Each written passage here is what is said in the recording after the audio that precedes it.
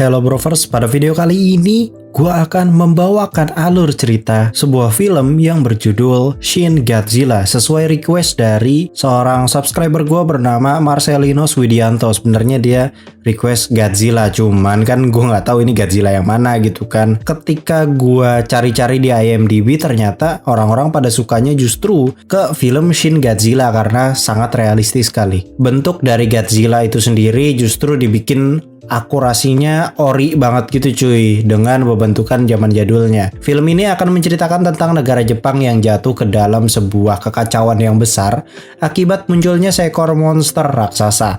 Raksasa misterius tersebut diberi nama Gojira atau Godzilla. Seperti apakah keseruan ceritanya? Tanpa berlama-lama lagi, ikuzo. Welcome back to Story Movie by Clip on X.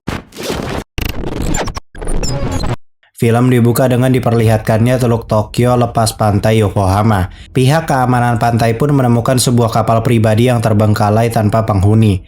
Anehnya, di dalam kapal masih tertinggal beberapa barang dari pemiliknya. Nama kapal itu adalah Glorymaru. Namun saat para pihak keamanan ingin menarik kapal itu, tiba-tiba muncul kabut tebal bertekanan tinggi dari bawah laut. Sedangkan di sisi lain, jembatan aqua di tol penghubung Teluk Tokyo tiba-tiba mengalami kerusakan parah hingga bocor dan airnya masuk ke dalam terowongan gitu. Hal itu akhirnya sampai ke telinga pihak Perdana Menteri Distrik Chiyoda. Pusat Penanganan Krisis pun menganalisa kejadian ini dengan segala kemungkinan yang bisa terjadi ke depannya. Wakil Ketua Sekretaris Kabinet yang bernama Rando Yaguchi, kita panggilnya Yaguchi aja. Nah, di sini Yaguchi kembali menanyakan analisa dari kejadian yang baru saja menimpa teluk serta jembatan aqua karena terjadinya secara bersamaan, di mana ia berasumsi apakah ini ada hubungannya dengan erupsi laut. Mereka pun mendapat gambaran udara terkait bencana tersebut, di mana para pihak keamanan tidak bisa melihat bagian bawah laut karena adanya gelombang air yang menghalangi jarak pandang. Peringatan gawat darurat pun disampaikan cuy, agar warga ini dievakuasi dari lokasi kejadian. Namun kejadian aneh kembali terjadi pada semua korban yang luka-luka di jembatan aqua, di mana ternyata mereka itu seperti mendengar suara hentakan kaki dari bawah laut. Dan suara itu terdengar sangat keras sekali. Salah satu warga yang merekam lokasi kejadian erupsi tanpa sengaja melihat sesuatu yang berada di dalam air. Perdana Menteri pun akhirnya datang untuk melihat masalah ini. Namun ternyata si Perdana Menteri justru melempar pekerjaan darurat ini ke semua bawahannya. Para menteri pun sedang berunding sebenarnya apa yang menyebabkan ini terjadi. Hanamori selaku Menteri Pertahanan mengkonfirmasi bahwa ini bukan kapal selam karena teluk itu terlalu dangkal untuk kapal selam dan sudah jelas terdapat hentakan keras gitu ya, kayak hentakan kaki dari laut, yang mengartikan hal yang berbeda. Menteri Transportasi punya anggapan bahwa hentakan serta uap panas itu bisa jadi dari erupsi vulkanik yang terjadi secara anomali. Namun hal itu dibantah karena pusat gempanya dangkal serta tidak ada lahar panas di sekitarnya, hanya berupa asap saja gitu kan. Sampai akhirnya salah satu dari mereka mengatakan bahwa ada sesuatu yang muncul dari bawah laut. Dan itu bukan sekedar makhluk biasa. Awalnya semua menteri beranggapan bahwa itu hanyalah paus. Namun mereka kembali berpikir semburan paus itu kan nggak sampai bersuhu 100 derajat Celcius. Untuk saat ini kasus tersebut masih dikonfirmasi sebagai erupsi vulkanik. Setelah diskusi, Yaguchi diperingatkan untuk jangan berpendapat yang aneh-aneh apalagi melawan pendapat para menteri yang lain. Karena ternyata Yaguchi berada di jabatan ini berkat bantuan dari mereka-mereka ini. Aduh, agak deja vu gitu ya guys ya. Oke, back to topic. Kini mereka harus rapat besar untuk membahas ini. Jembatan aqua sedang ditangani dan dianalisa apa penyebabnya, sedangkan erupsi vulkanik masih menjadi misteri. Namun Yaguchi di sini tetap percaya bahwa apa yang ia katakan benar. Ada sosok makhluk besar yang berasal dari bawah laut yang membuat ini semua terjadi. Tanpa waktu lama, omongan dari Yaguchi pun terbukti benar.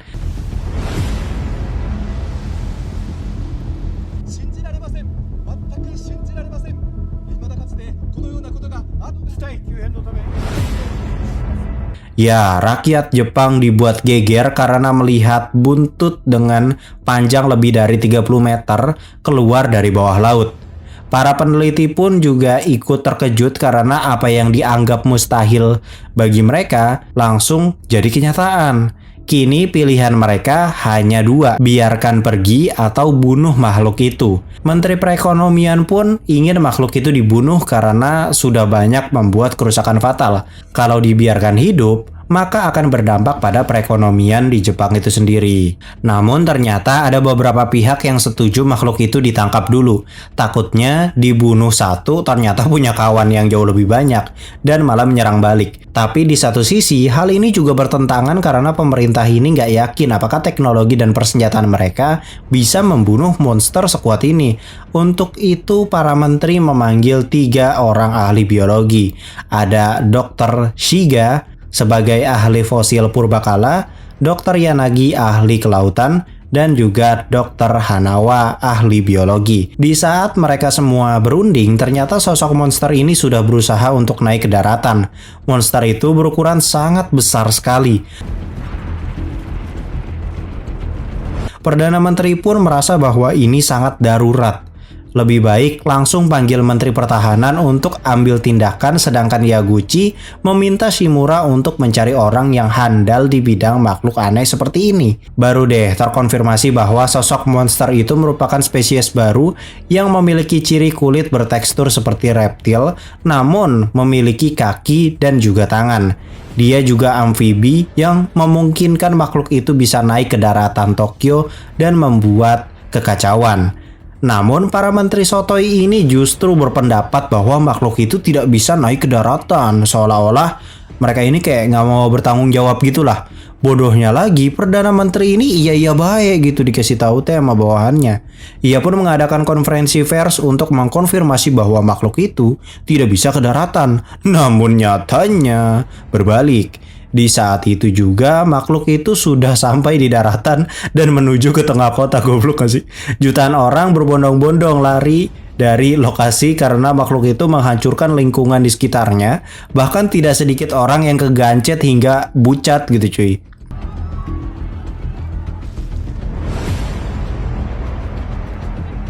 Bodoh, iyo ku aing jadikan thumbnail fix. Para warga pun kini diberikan fasilitas untuk evakuasi dari kota agar menjamin mereka semua tuh aman. Sekarang para menteri pusing sendiri karena mereka akan menghadapi kehancuran Tokyo.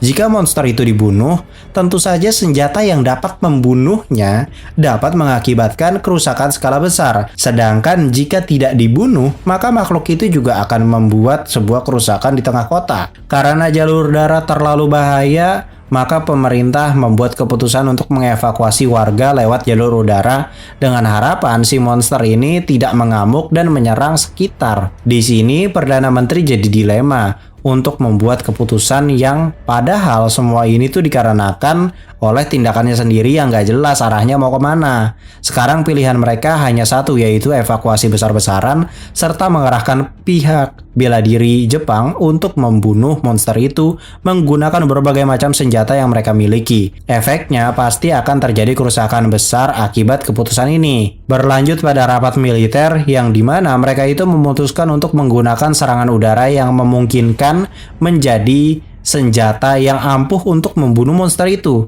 Tapi di satu sisi pihak menterinya juga bebel. Sudah tahu pakai senjata udara, tapi mereka malah melarang pihak militer untuk menggunakan senjata dengan daya serang tinggi karena dapat menimbulkan kerusakan. Ya atuh udah pasti rusak gitu. Asli greget pisan aing teh sama menterinya. Rencana ini pun dilaksanakan ujung-ujungnya. Di sini Yaguchi kembali memperingatkan bahwa para menteri bebal itu juga terlibat atas keputusan bodoh yang membuat 3 juta orang meninggal. Yaguchi tidak ingin kejadian itu terulang kembali. Jadi sebelum tragedi Godzilla ini ada tragedi lain cuy. 3 juta orang modar. Di sisi lain, si monster begajulan terus berjalan ke pusat kota. Namun kali ini ia berevolusi di mana ukuran serta tangannya itu mulai tumbuh.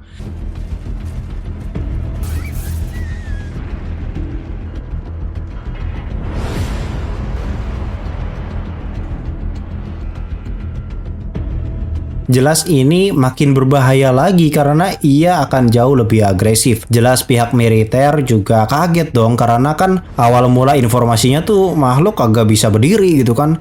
Sekarang bisa berdiri tegap dan punya tangan. Bebalnya lagi, udah tahu si monster ini teh udah pasti overpower gitu. Tapi Perdana Menteri justru memerintahkan pihak militer untuk menyerang.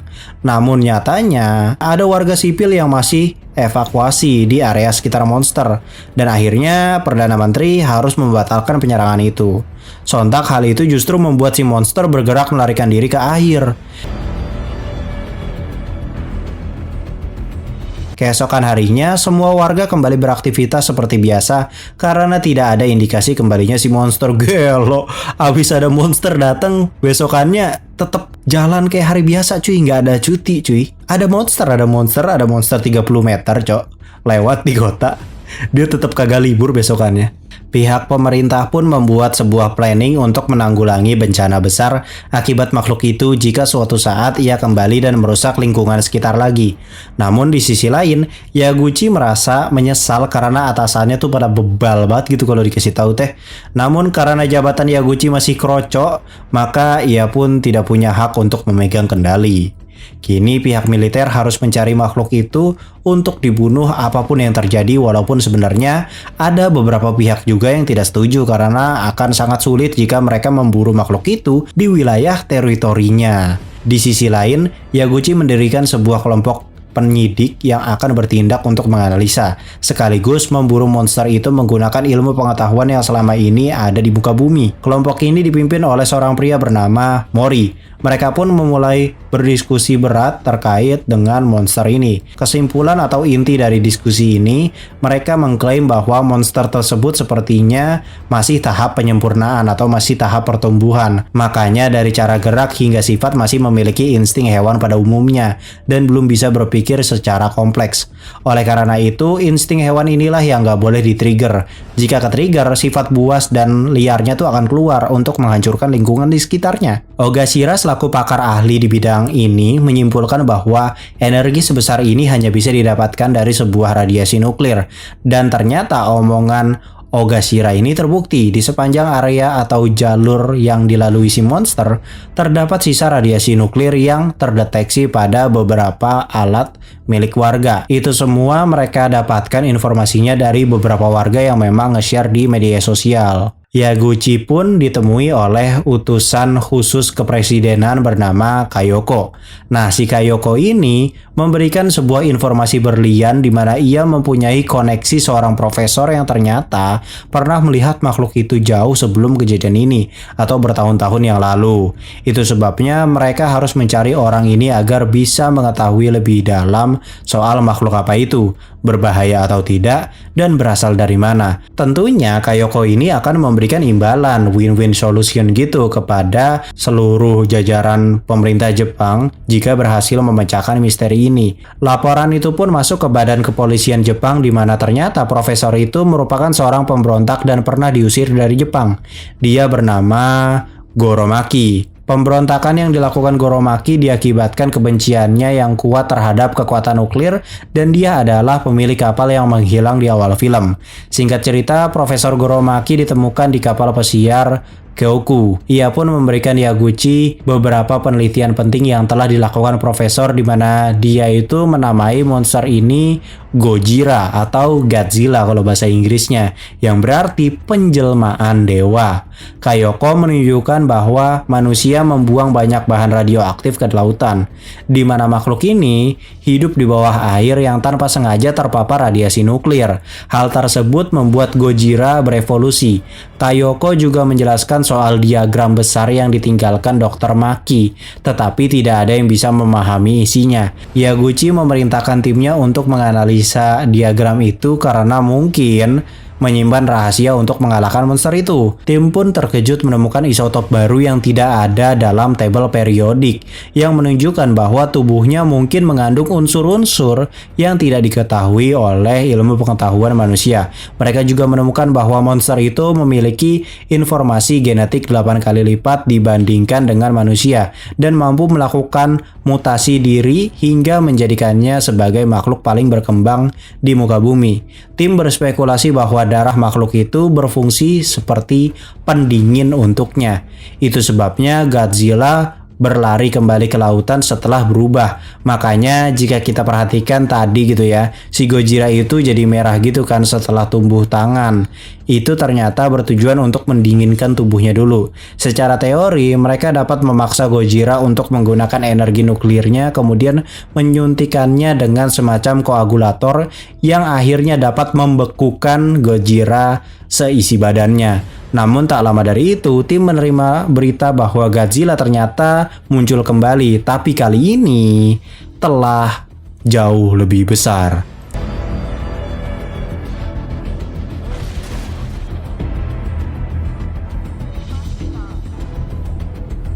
Segala kontrakan, kosan, ruko, sampai warung Madura dibuat hancur oleh si Gojira. Kini pemerintah harus segera bertindak sebelum makhluk itu dapat mencapai ibu kota Tokyo atau menghancurkan fasilitas nuklir yang akan menyebabkan lebih banyak kerusakan. Disinilah momen gentingnya cuy, dikarenakan rencana Yaguchi masih belum selesai. Nah, Perdana Menteri tidak punya pilihan lain selain pihak militer Jepang untuk menyerang. Kini helikopter dikirim ke lokasi Godzilla sebagai serangan pertama dari pemerintah. Mereka menggunakan senjata otomatis dari berbagai jenis peluru, namun tidak satupun peluru menembus kulit tebal Godzilla. Karena sudah dianggap sangat berbahaya, Perdana Menteri memberikan izin untuk menggunakan semua senjata militer yang mereka punya.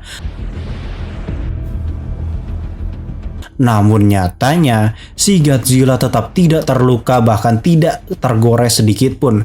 Militer memulai rencana B dan memerintahkan semua tank untuk menembaki kakinya Godzilla.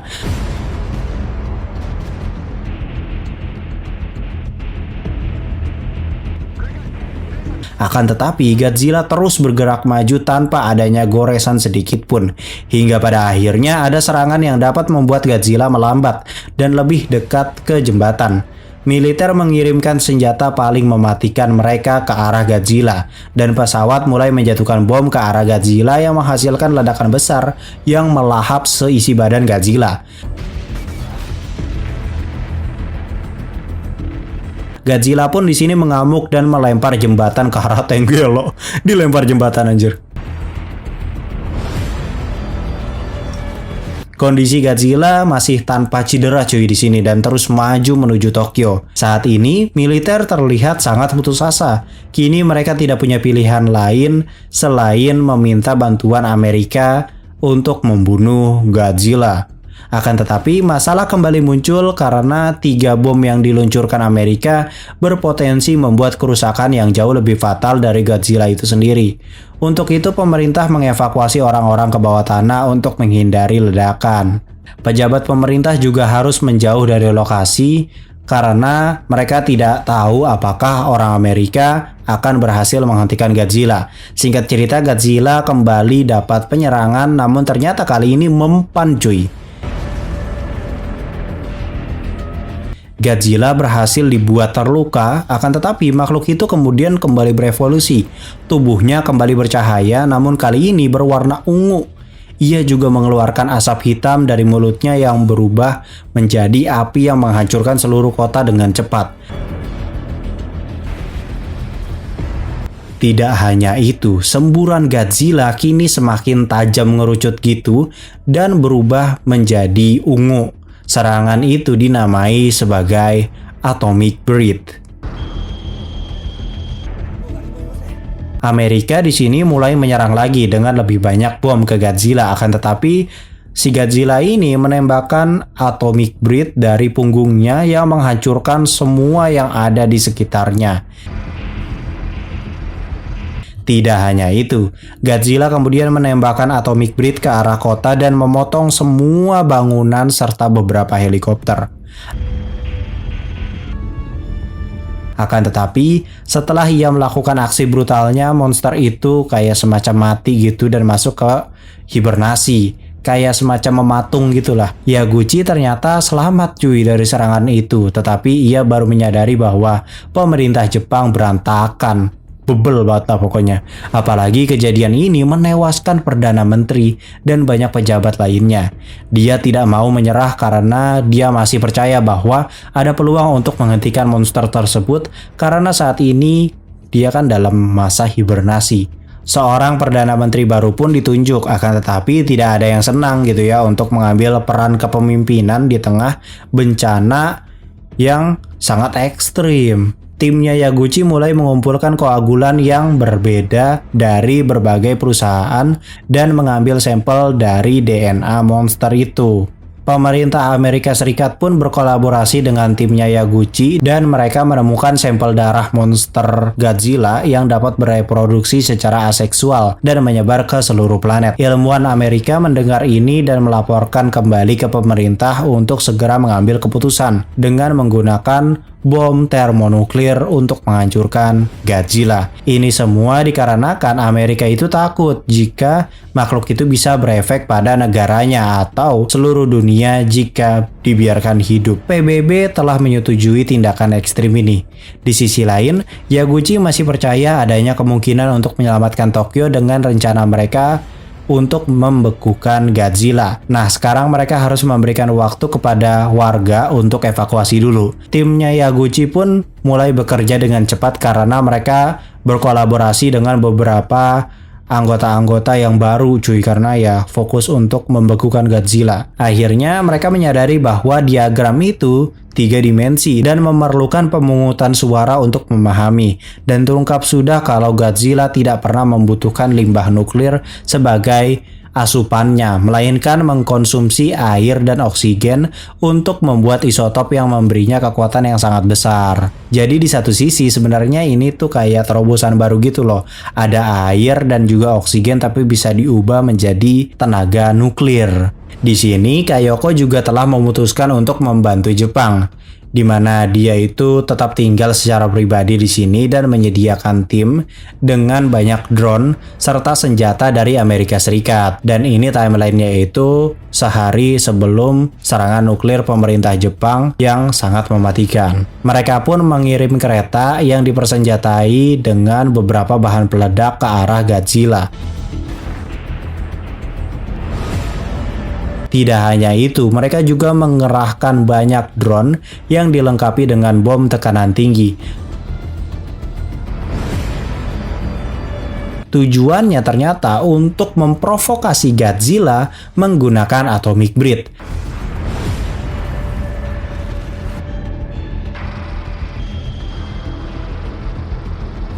Serangan itu menghancurkan bangunan di dekatnya. Nah, singkat cerita, Godzilla ini kan bisa kehabisan energi karena terlalu sering menggunakan atomic breath. Di saat itulah Godzilla harus nge-recharge energinya.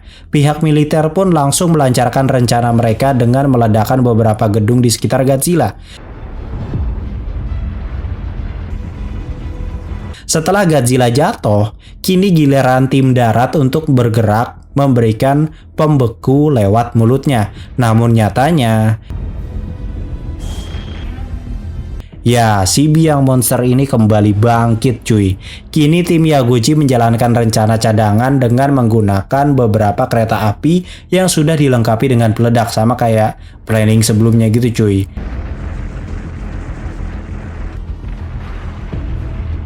Ya, Godzilla kembali pingsan cuy. Kini mereka dapat kesempatan kedua untuk memberikan zat pembeku lewat mulutnya Godzilla. Namun nyatanya Godzilla kembali bangkit. Ya, ternyata bangkitnya tuh nggak lama cuy. Sehabis itu dia resmi dinyatakan beku. Kini pihak Yaguchi mengkonfirmasi bahwa butuh waktu 20 hari untuk memastikan tubuh Godzilla terbelah menjadi 2 dan membutuhkan waktu 3 tahun lamanya untuk memastikan tubuh Godzilla membeku. Akan tetapi di akhir film kita diperlihatkan ujung ekor Godzilla yang tumbuh sebuah bunga misterius. Tentu saja semua ini belum berakhir cuy, karena kan judulnya aja Godzilla gitu. God boy, dia tuh dewa. Masa mati konyol dibekuin doang? Sampai sekarang belum ada kabar tentang Shin Godzilla yang kedua. Justru sutradara film ini menggarap film Shin Ultraman yang rilis tahun 2022. udah pernah kita bahas juga alurnya itu ya, Shin Ultraman, bisa tonton di pojok kanan atas. Nah, karena sutradaranya sama, banyak fans yang berteori kalau Shin Godzilla akan terkonfirmasi berada di universe yang sama seperti Shin Ultraman.